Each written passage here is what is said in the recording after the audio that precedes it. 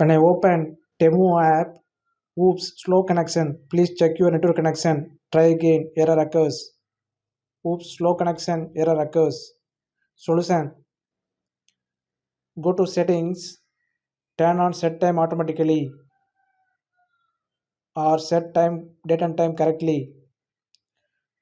This is one of the solution to fix the problem.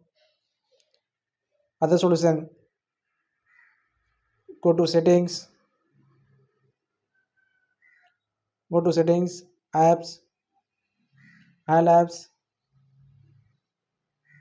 Search for Temu.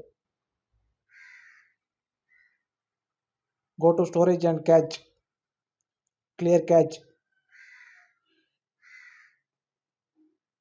This might fix the problem. Other solution. Go to Play Store.